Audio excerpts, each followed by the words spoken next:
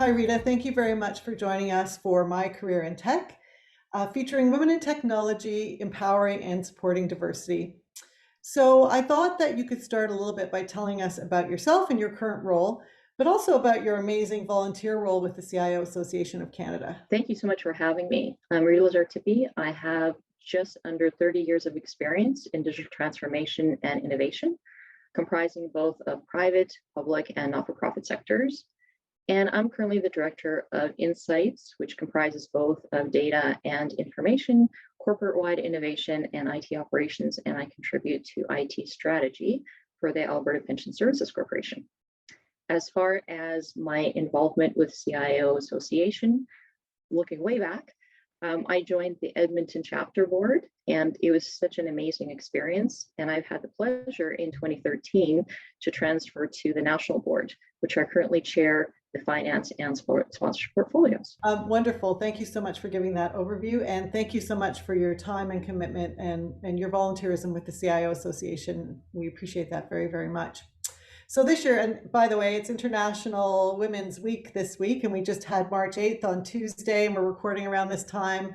It's a super exciting time for me, and the theme this year is around breaking the bias, and we've seen a lot of this right across the web, which I'm really happy about. And really to break the bias to create a world that's diverse, equitable, and inclusive.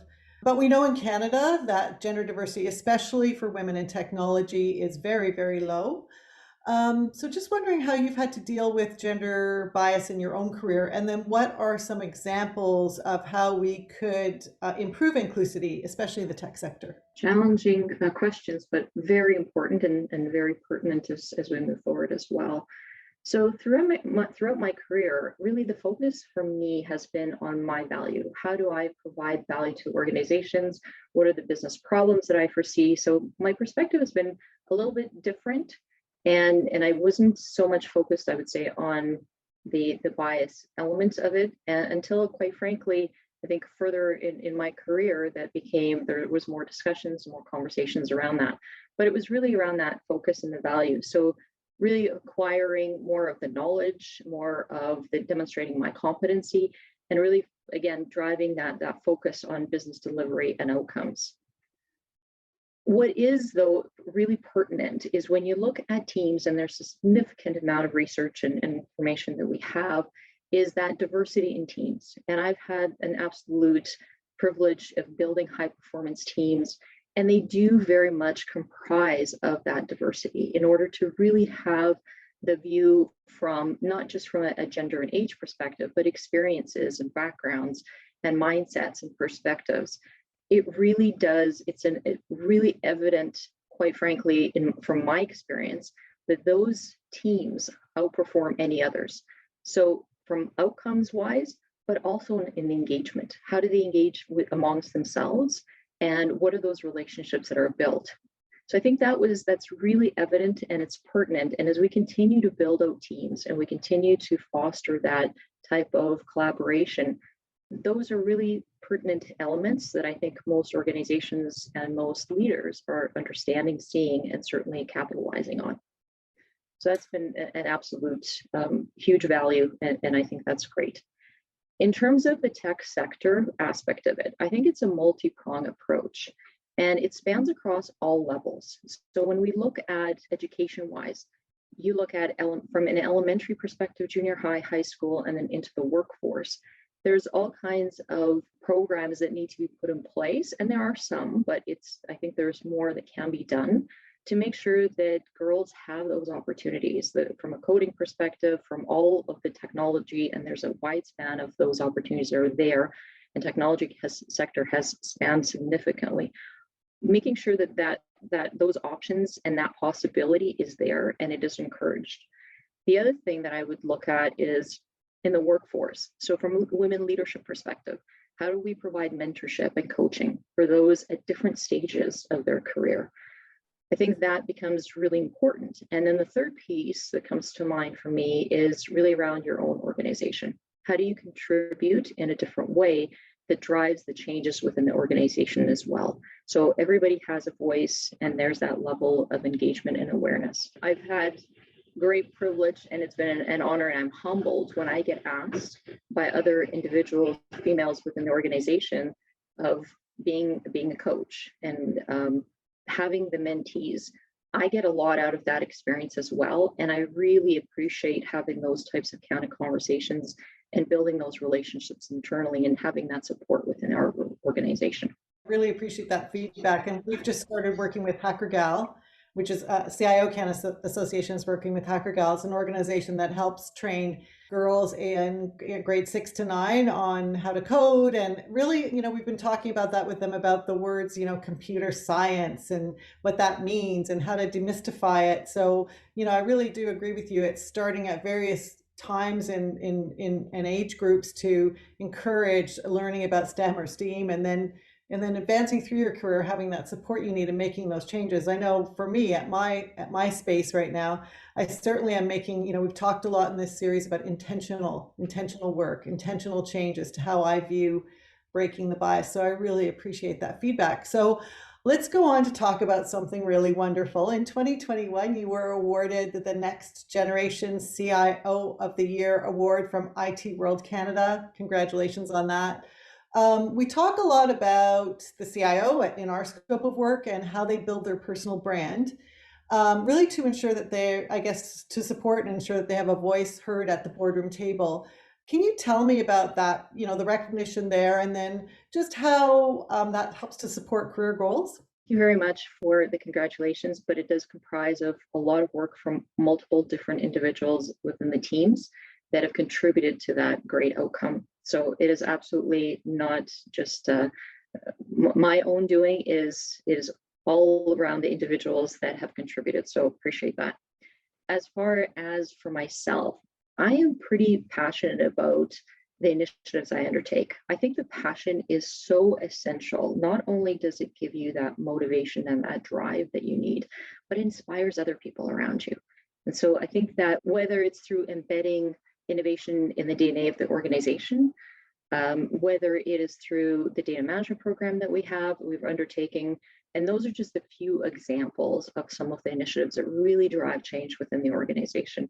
Cloud services and a lot of those type of initiatives, the list is endless, but it's truly about having that passion and having the ability to foresee where is that journey, where is it that you want to be, and how do you make sure that you bring others along the journey with you. I think that's a big component of it. And having the why. It's not about just doing things. It's really understanding, goes back to the passion piece. Why are we doing it? What is the value, and what does that mean, and the outcome that it's going to provide, and the value add. But being humble and yet sharing your knowledge is really vital. It really starts to get people excited about, what are you creating and what's the meaning behind it as well. So I think there's a lot of aspects that play into it that are really pertinent, but challenging the mindset and the status quo is also an important piece.